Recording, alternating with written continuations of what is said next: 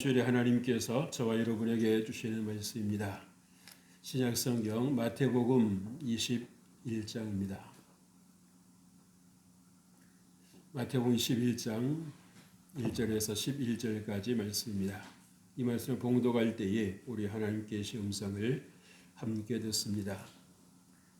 그들이 예루살렘에 가까이 가서 감람산 벳박에 이르렀을 때에 예수께서 두 제자를 보내시며 이르시되 너희는 맞은편 마을로 가라. 그리하면 곧 매인 나귀와 나귀 새끼가 함께 있는 것을 보리니 풀어 내게로 끌고 오라. 만일 누가 무슨 말을 하거든 주가 쓰시겠다 하라. 그리하면 즉시 보내리라 하시니 이는 선지자를 통하여 하신 말씀을 이루려 하심이라. 일러스되 시온 딸에게 이르기를 내 왕이 내게 임하나니 그는 겸손하여 나귀 곧 멍에 매는 짐승의 새끼를 닫도다 하라 하였느니라. 제자들이 가서 예수께서 명하신 대로 하여 나귀와 나귀의 새끼를 끌고 와서 자기들 겉옷을 그 위에 얹음에 예수께서 그 위에 타시니 무리의 대다수는 그들의 겉옷을 길에 펴고 다른 이들은 나뭇가지를 베어 길에 펴고 앞에서 가고 뒤에서 따르는 무리가 소리 높여 이르되 호산나 다윗의 자손이여 찬송하리로다. 주의 이름으로 오시는 이여 가장 높은 곳에서 호산나 하더라. 예수께서 예루살렘에 들어가시니 온 성이 소동하여 이르되 이는 누구냐 하거늘 우리가 이르되 갈릴리 나사렛에서 나온 선지자 예수라 하니라. 아멘. 할렐루야. 오늘 귀하고 복된 주일입니다. 하나님께서 여러분들과 함께 하시길 주의 이름으로 축복합니다. 우리 옆에 분을 보고 좌우를 보고 인사하십시다. 하나님 당신을 사랑하십니다. 우리가 지난 주일인 빌립보서 3장 4절에서 14절의 말씀을 중심으로 해서 바울의 가치관이라는 제목으로 함께 은혜를 나눴습니다. 오늘은 우리가 누가복음 21장 1절 이하의 말씀을 가지고 왕을 모신 나귀라는 제목으로 함께 은혜를 나누기를 원합니다. 우리는 자신이 인식을 하든 그렇지 않든 누군가를 모시고 누군가를 데리고 살고 있습니다.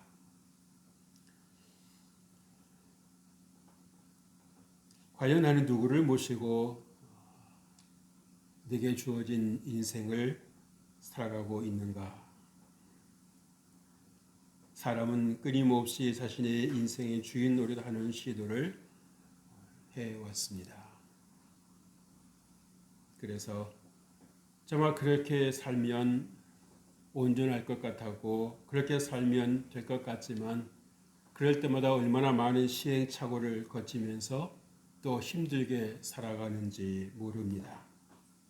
그래서 주님께서 내 집을 여호와께 맡겨버리라고 그래서 의인의 요동함을 영영이 허락지 아니할 것이라고 하나님께서 말씀을 해주시는데도 그 말씀이 믿어지지를 않으니까 그 말씀이 마음에 와닿지를 않으니까 내려놓지를 못하고 여전히 내가 내 인생을 끌고 가려고 하는 그러다 보니까 얼마나 많은 그런 삶에 이 힘겨움이 있는지 모릅니다.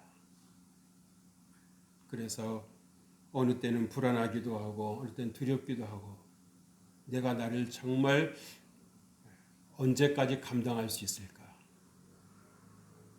내 삶이고 내 인생인데도 불구하고 나를 언제까지 그렇게 버텨낼 수 있고 지켜낼 수 있을까라는 그런 생각을 할 때가 있습니다.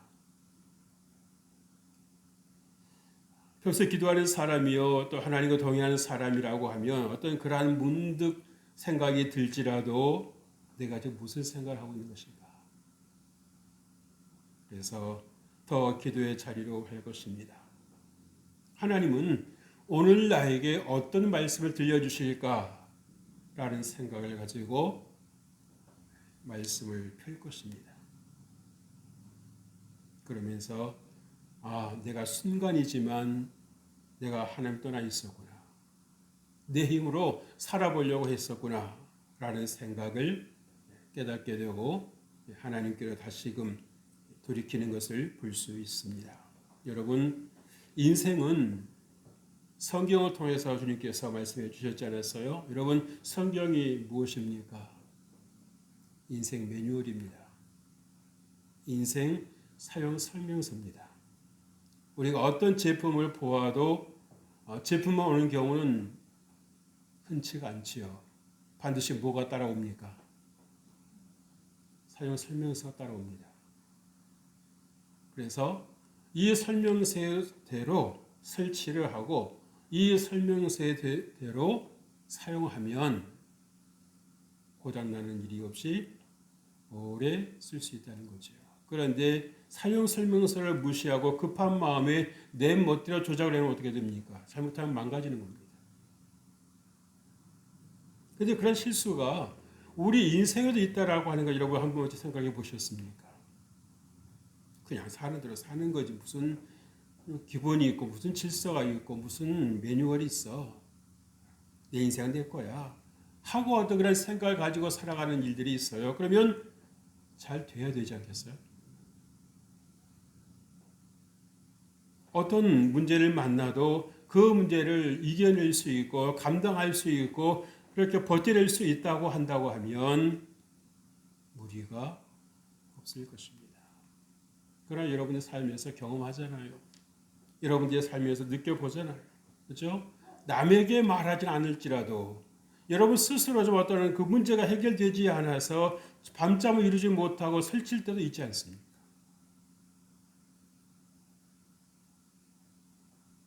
오늘 예수님께서는 예루살렘의 왕으로 오셨습니다만 무엇을 타셨습니까? 나귀를 타셨어요. 나귀를 타셨는데 그냥 나귀가 아니고 나귀 새끼를 타셨습니다. 그것은 무엇을 말씀해 주시는 것일까요? 사람들에게 보이시기 위해서 오신 것이 아니라는 것입니다. 얼마든지 예수님이시라면 세상 그 누구와도 비교할 수 없을 만큼 압도적으로 아주 위험 있게 옷차림을 하시고 예루살렘에 들어오실 수도 있었습니다. 그래서 한눈에 봐도 야, 보통 분이 아니시구나. 그런데 오늘 말씀에 보면 일부는 예수님에 대해서 알고 호산나라고 우리를 구원해달라고 그렇게 소리 높여서 찬송을 하고 기뻐하는 사람도 있는가 하면 저 사람도 왜 저래? 무슨 일이야? 그러면서 묻는 거죠. 저가 누구냐? 그래서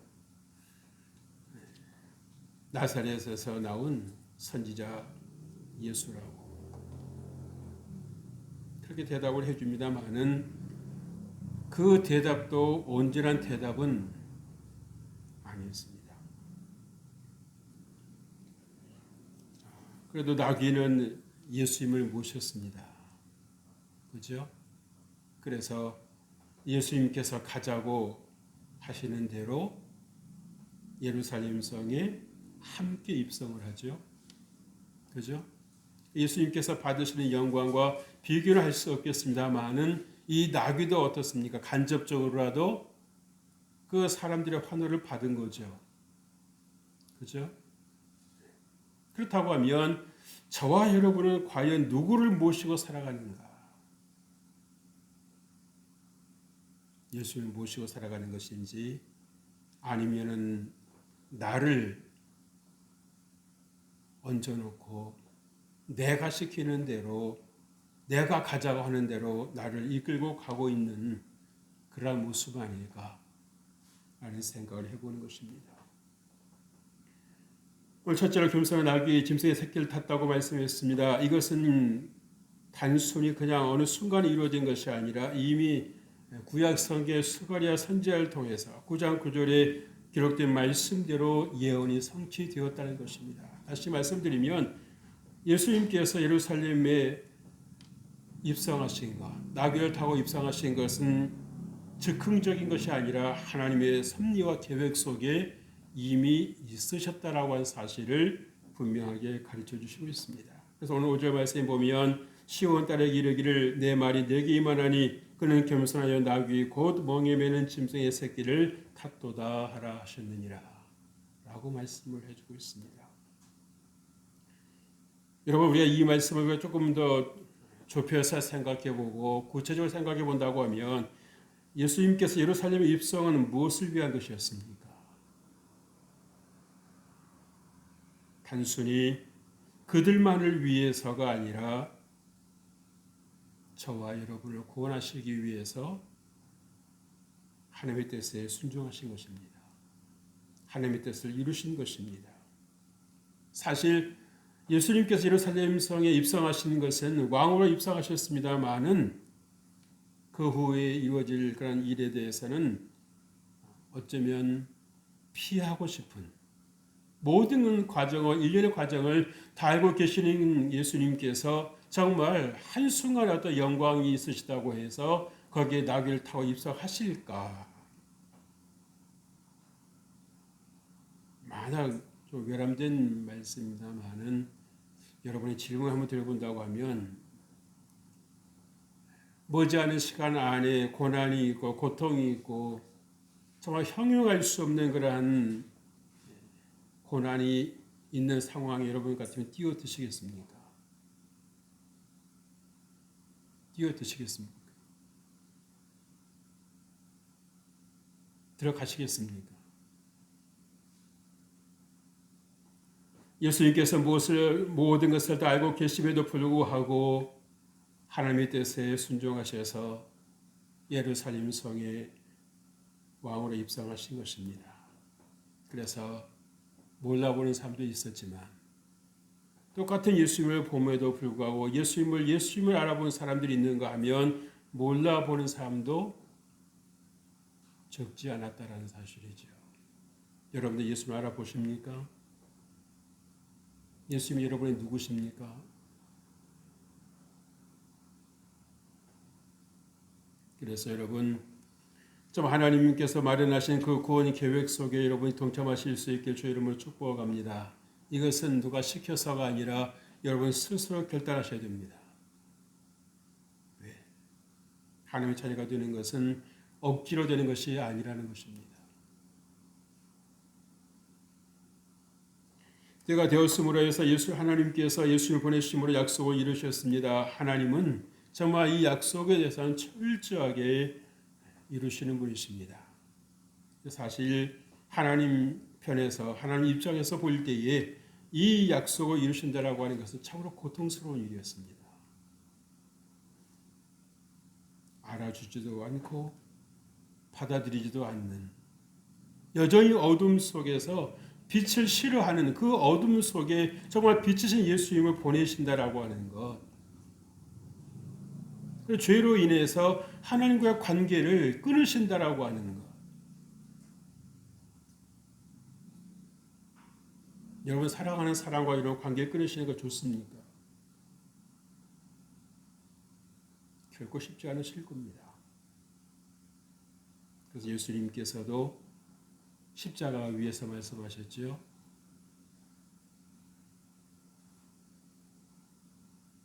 왜 나를 버리시나이까?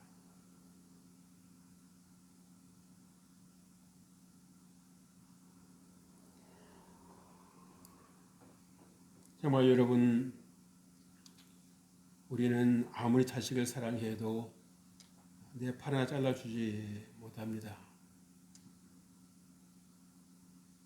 그런데 하나님 아버지께서는 우리가 도대체 뭘 하고 우리를 위해서 예수님을 송두리째 내어주셨습니다. 죄가 없으신 분에게 죄를 다 덮어 씌우셨습니다. 근데 여러분 이 죄가 여러분에게 어떤 역할을 하고 있었다라고 하는 것을 여러분들이 알고 계십니까?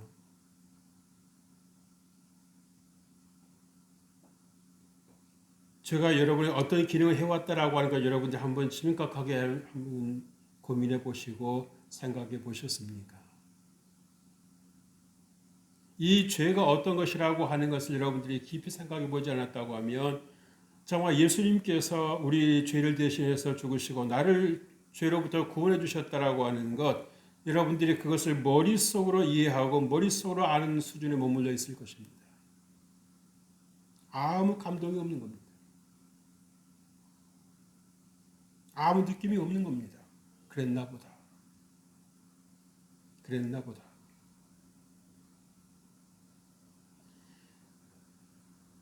여러분이 빚져보신 분은 아실 겁니다.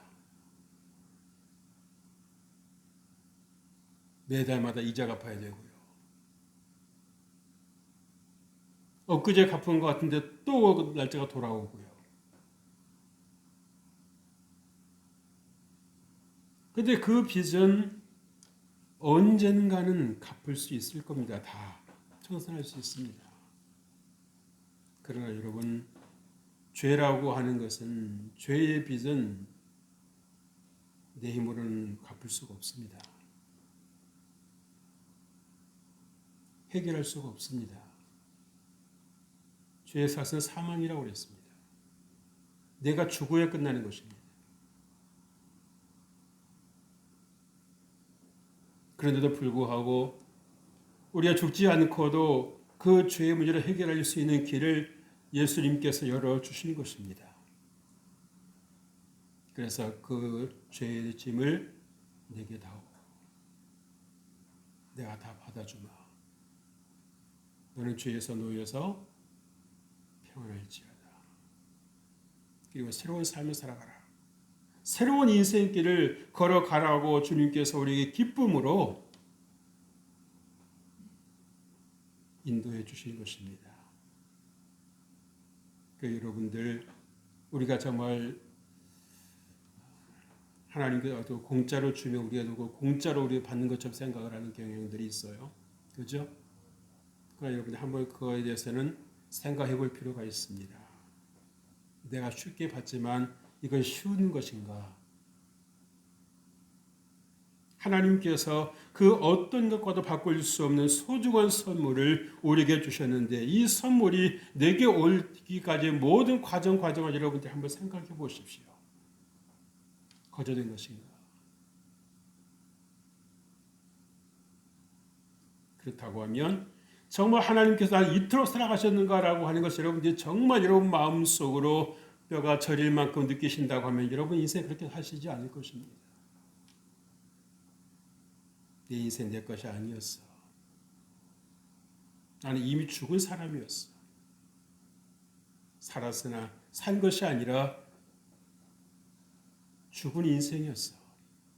그런데 내가 예수님의 은혜를 입어서 이렇게 구원을 받았다라고 하는 죄 사함을 받았다라고 하는 그 기쁨을 여러분들이 누리신다고 하면 여러분이 정말 인생 이렇게 살지 않으실 수 있습니다.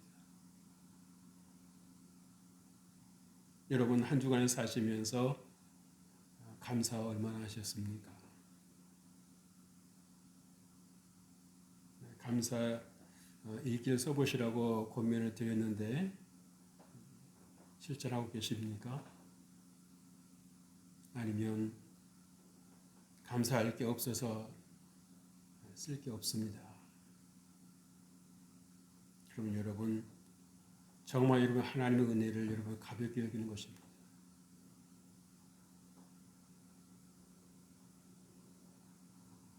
내 힘으로 다 살아온 것처럼 생각을 하는 만큼 위험한 생각이 없고 교만한 생각이 없는 거예요.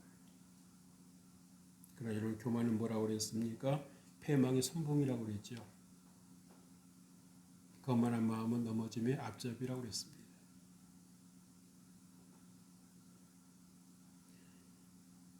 하나님은 분명히 우리에게 약속을 지켜주셨습니다. 예수님께서 예루살렘의 왕으로 입성하신 것은 단순히 예수님 자신의 영광을 위해 하신 것이 아닙니다. 내가 너희의 왕이 되어주마. 내가 너희를 다스려주고 내가 너희들을 인도하여 주마라고 주님께서 말씀하시는 거예요. 이스라엘 백성들은 하나님께서 왕이심에도 불구하고 우리를 다스릴 왕이 있어야 되겠다라고 하나님을 의지하지 않고 사람을 의지하려고 했었던 걸 볼 수 있습니다. 또 여러분은 누구를 의지하고 계십니까? 여러분 한 주의 약속의 말씀을 붙들고 승리하는 삶을 사시길 주의 이름으로 축복해 드립니다. 둘째로 호산나, 가장 높은 곳에서 호산나라고 외쳤습니다. 왜 그랬을까요? 왜 이스라엘 백성들이 예수님을 보고 호산나라고 외쳤을까요? 가장 높은 곳에 올라가서 호산나 하고 외쳤을까요? 호산나라고 하는 뜻은 이제 구원하소서입니다. 주여 이제 우리를 구원하소서라고 그렇게 외치고 있는 것입니다.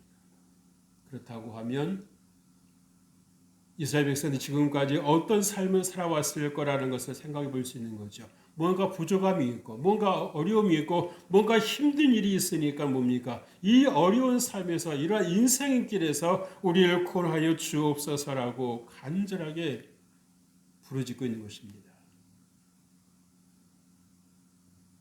여러분은 어떤 부르짖음이 있습니까? 여러분 하나님께 어떤 것을 기도하고 있습니까? 오늘 구절 말씀에 보면 앞에서 가고 뒤에서 따르는 무리가 소리 높여 이르되 호산나 다윗의 자손이여 찬송하리로다 주의 이름으로 오시는 이여 가장 높은 곳에서 호산나 하더라.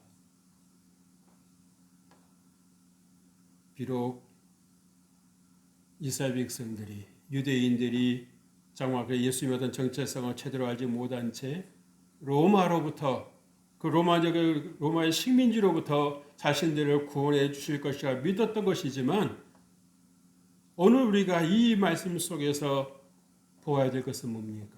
우리가 지금까지 죄의 종로로 했던 것에서 우리를 정말 억조했던 그러한 그 죄로부터 우리를 구원해달라고 하는 이 부르짖음이 하나님께 올려져야 된다는 사실입니다. 여러분 우리가 죄의 심각성을 모르고 살아가는 일들이 태반인 것 같아요. 심지어는 죄의 개념이 무엇인지조차도 때로는 모르고 있는 게 아닌가.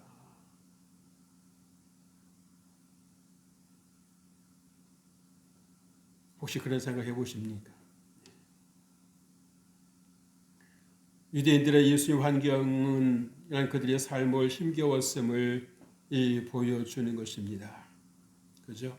그래서 누군가가 정말 이 로마로부터 우리를 구해내서 정말 옛날 이 다윗 왕이 자기들을 다스렸던 것처럼 그렇게 다스려주는 그런 왕이 나왔으면 좋겠다. 늘 그 바람하고 있었거든요. 거기다가 스가랴 선지자를 통해서 스가랴 9장 9절입니다. 스가랴 그 선지자를 통해서 주님께서 말씀하셨던 것처럼 하나님께서 예언해 주셨던 것처럼 드디어 우리에게 왕이 오셨다라고 하는 그 생각이 들었을 때 정말 이들은 얼마나 기대에 부풀리고 정말 이제는 우리 세상이 되었구나. 이제는 우리가 정말 힘있게 살 수 있게 되었구나. 마치 우리가 일제강점기에 살다가 36년 만에 여러분 해방이 되었을 때 얼마나 우리 민족들이 동포들이 기뻐서 집집마다 뛰어나와가지고 다 독립해가지고 우리나라 살았다고 해방되었다고 기뻐했습니까?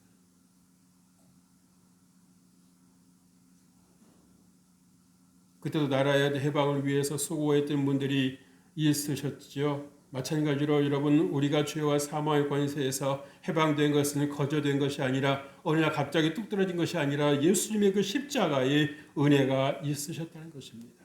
우리 죄값을 주님께서 치르셨다는 사실을 여러분들이 아셔야 되는 것입니다. 당연하게 받는 것이 아니라 막연하게 받는 것이 아니라 여러분들이 깊이 생각해 보셔야 되는 거예요. 그래서 정말 유대인들이 이스라엘 백성들이 정말 메시아가 오시기를 간절히 사모했었던 것처럼 여러분을 찾아오신 예수님을 여러분의 구주로 모셔드리시길 주 이름으로 축복합니다. 그리고 여러분들 모셔드린 것을 거기 가만히 계십시오라고 생각하고 있을 일이 아니라 여기고 있을 일이 아니라 여러분 주님과 늘 가까이 하시고 친근히 하실 주 이름으로 축복합니다. 여러분 힘들 때만 하나님 힘들다고 말씀을 드리는 일이 아니라 기쁜 일이 있을 때 기쁜 일이 있어서 또 뭔가 궁금한 게 있으면 또 주님께 또 여쭤보고 그래서 가까이 하는 시간이 많아야 됩니다. 예수님께서 여러분의 삶에 차지하시는 공간이 많으셔야 되는 겁니다.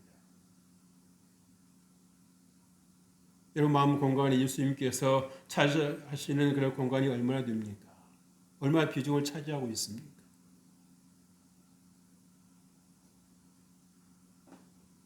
한 주간의 삶에서 예수님 불러보십니까? 그 하루를 기도로 시작하십니까? 하루를 마무리하면서 하나님께 감사하십니까? 아니면 처음부터 끝까지 내가 시작하고 내가 끝내고 내가 스트레스 받고 그러니까 예수님과는 아무 관련이 없는 것처럼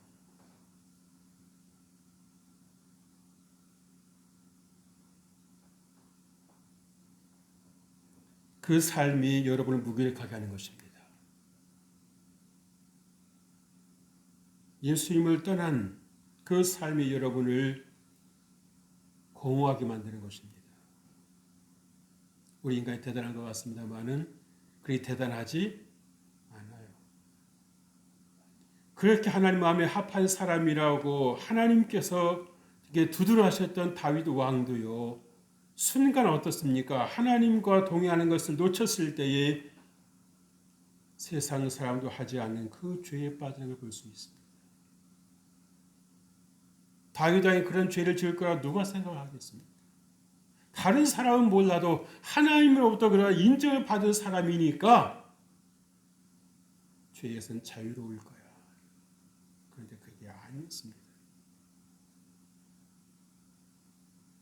그래서 정말 여러분의 왕이 되어주시기 위해서 여러분을 이끌어주시고 인도해주시고 또 다스려주시기 위해서 찾아와 주신 예수님을 왕으로 모시는 여러분 되시길 주의 이름으로 축복합니다.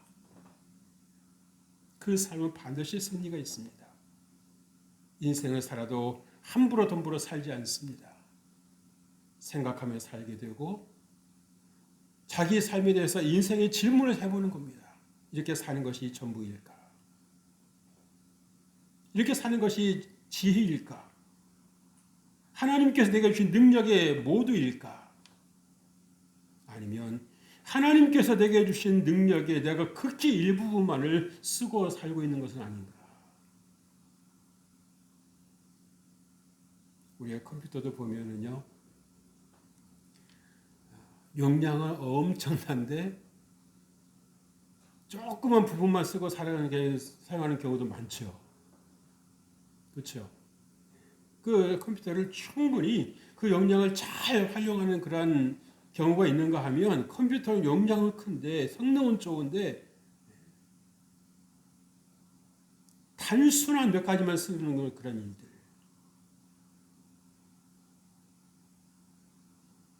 그래서 정말 여러분들이 하나님의 그 놀라운 계획을 여러분들이 분별하실 수 있기를 주님의 이름으로 축복해 드립니다. 세 번째 나사렛에서 나온 선지자 예수라 대답을 해준 사람이 있었습니다. 저가 누구냐? 저가 누구냐? 저가 누구이길래 많은 사람들이 저 소란을 떠느냐고. 그랬을 때 대답해 준 말이 뭡니까? 나사렛에서 나온 선지자 예수라. 여러분은 어떻게 고백하시겠습니까? 11절 말씀 보세요. 무리가 이르되 갈릴리 나사렛에서 나온 선지자 예수라 하니라 라고 말씀했습니다. 여러분 예수님이 누구냐고 묻는 이들이 있었지요. 관심이 있는 것입니다. 알고자 하는 사람이 있었습니다. 그런데 여러분 여기에 대해서 들려주는 말이 뭡니까? 나사렛에서 나온 선지자 예수라.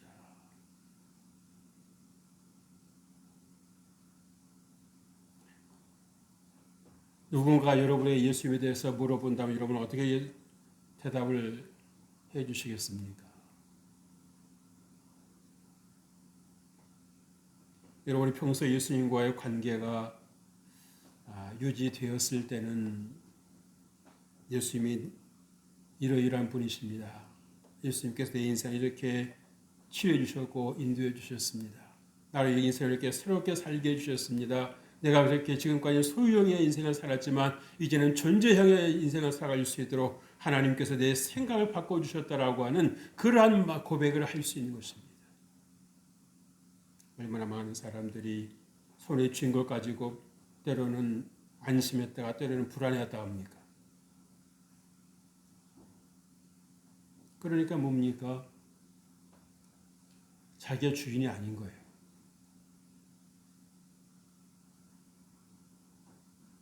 뭔가에 의해서 움직여지고 있는 거죠.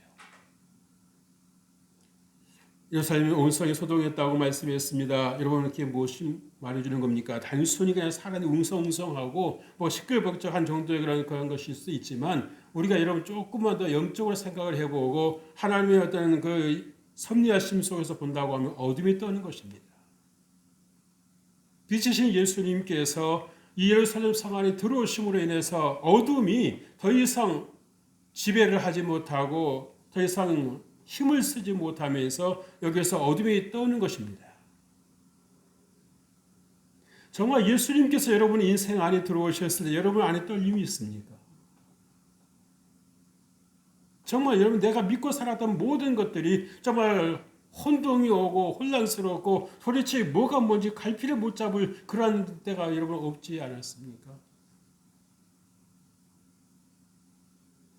예수님 모셨다고 함에도 불구하고 여러분의 삶에 아무런 떨림이 없었다.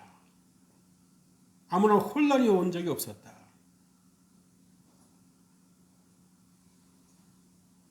생각해 볼 문제입니다.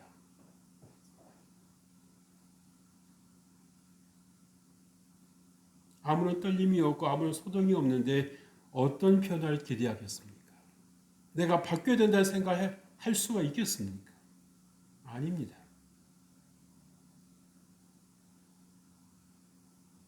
달라진 것이 없는데 어떻게 달라질 걸 기대하겠습니까?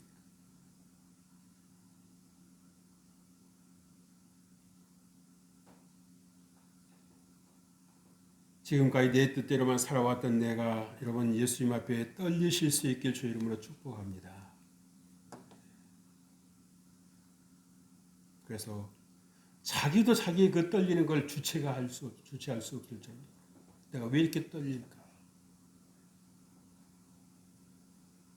무서워서 떨리는 게 아니라 좋은 떨림인 겁니다.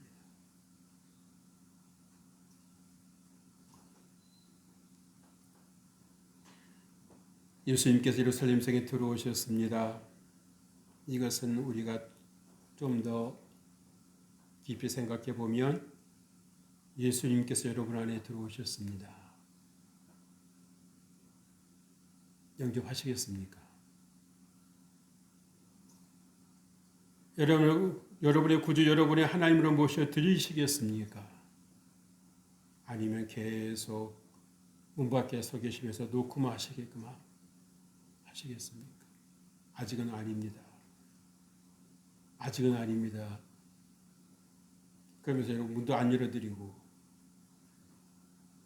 아직은 내가 내 주인도 좀 더 해보고요. 내 마음대로 살아보고요. 그리고 때가 되면 믿어지면 그때 열겠습니다. 혹시 그러한 생각을 하고 계시지는 않습니까? 그러나 여러분의 인생을 여러분이 모릅니다.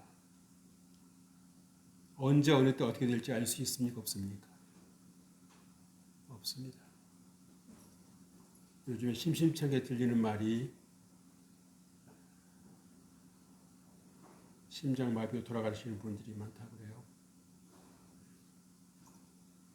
건강한 사람 그것도 별로 뭐 그렇게 장담할 수 없답니다. 그러면 우리가 살아있는 동안 가장 먼저 해야 할 일이 무엇일까? 생각해 봐야 되지 않겠습니까? 예수님께서 예루살렘 성에 들어오셨을 때 환영을 했지만 그냥 군중 심리에 의해서 우왕좌왕했던 그러한 모습보다는 정말 조용하기라도 예수님 내 안에 오시옵소서. 나의 주인으로 오시옵소서. 내가 주님을 나의 주 나의 하나님으로 영접합니다. 나의 주가 되시옵소서라고 여러분들이 정말 영접하는 그 고백을 드릴 때에 주님께서 기뻐하실 것입니다.